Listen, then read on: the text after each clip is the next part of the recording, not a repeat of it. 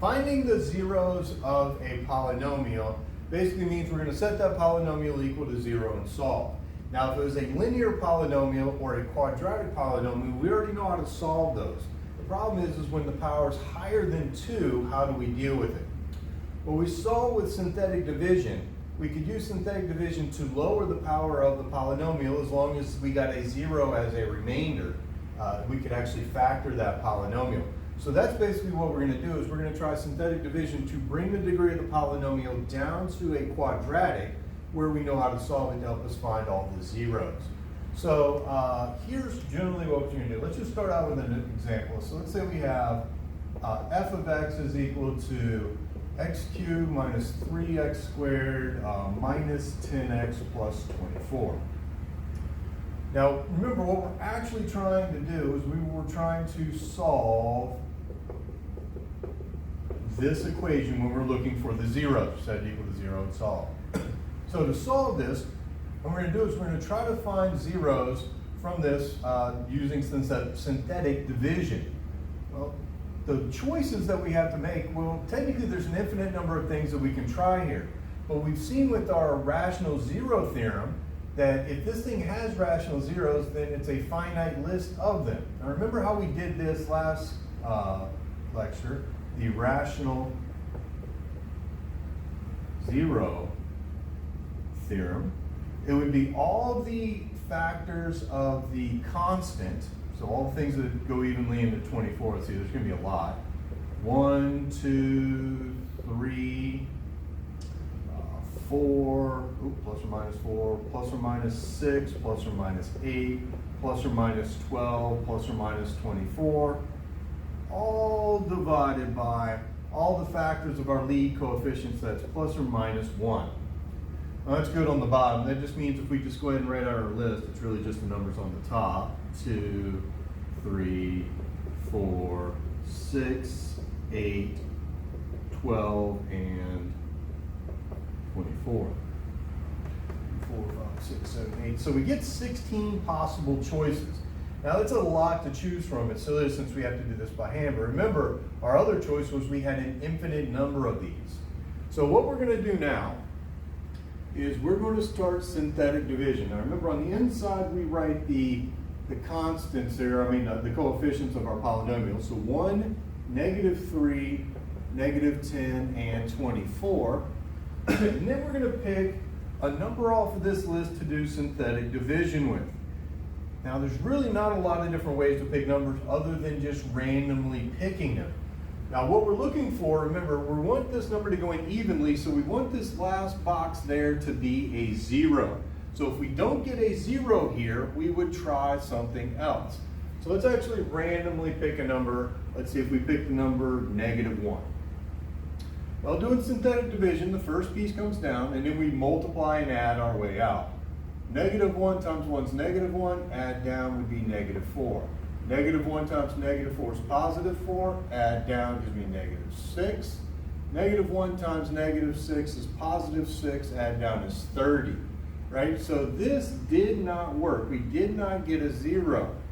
So you just kind of throw that away and keep going. Now the good news is now -1's off our list. That will never work again, so we've reduced our list a little bit. So let's try another one, and same thing. We have 1, -3, -10, 24, and let's try 2 this time. So you bring down the 1, 2 times 1 is 2, add down, -2, add down, that's -12, and -24, add down, we get 0. Okay, so since we found a 0, we've actually managed to factor the original polynomial a little bit. Now remember, these are the coefficients of 1 degree less. We started with a cubic, so technically what we managed to do so far, remember that's a 0, so we know this factors to x minus 2, x squared minus x minus 12. Now we don't really need to write this so far, but remember, technically we're still trying to solve that equal into 0. So we've already found that 0, but now since we've got it down to a quadratic, we know how to solve quadratics. Bring the quadratic, was it minus x minus 12, over to the side and solve. Excuse me. From here, you can try to factor it. If it won't factor, you would use the quadratic formula. Now this will factor, this factors to x minus 4, x plus 3 is equal to 0. 4 is equal to 0, x plus 3 is equal to 0, so we get x is equal to 4, x is equal to negative 3. So our zeros of this polynomial are x equals 2, x equals 4, and x is equal to negative 3. So we can actually write this original polynomial as a product of linear factors now. Basically the idea is move each one of these to the other side. So it'd be x minus 2, x minus 4, and x plus 3. So those would be the factors. Now remember, we've got to check what our lead coefficient is here. The lead coefficient there has to be the same as our lead coefficient from the original. Since our original has a lead coefficient of a 1, there needs to be a 1 right there. Of course, you don't need to write it though. Okay, so for this cubic, by using our rational zero theorem and synthetic division, we were able to bring the power down to it was a quadratic. We know how to solve quadratics, which gave us a list of all of our zeros. Move everything to one side, and that will give us a product of linear factors. All right, let's try another one, maybe a little bit more difficult. Start out with another function. All right, how about f of x is x to the 4th minus x cubed minus 12x squared plus 26x minus 24. All right, the good news,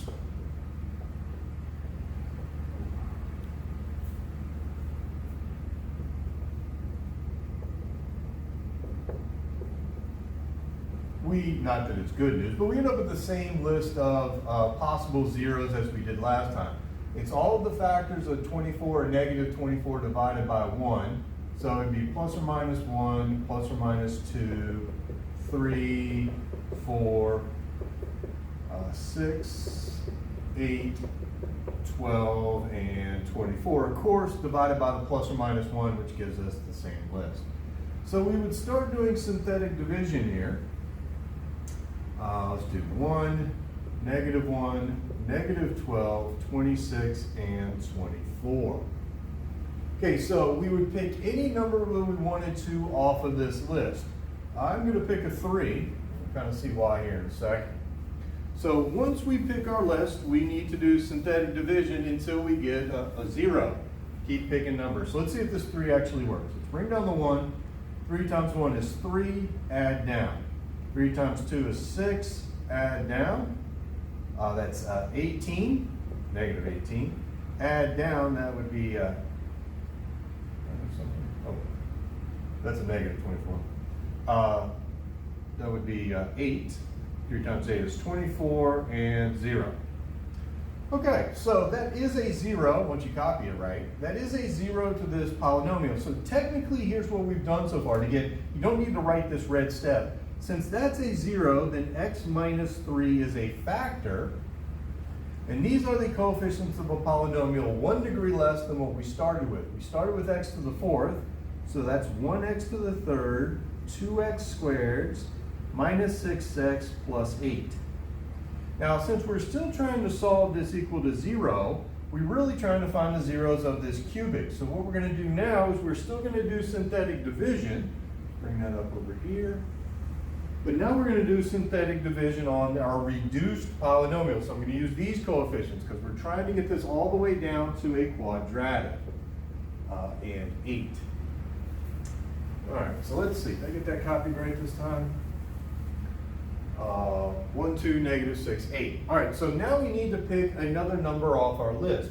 Now, since 3 worked, it doesn't mean we can take it off the list because 3 might work again. The only time you can take a number off the list is if it didn't work.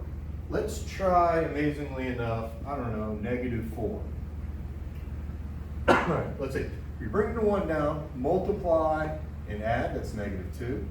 Multiply, that would give us 8, add down, that's positive 2, negative 8, and 0.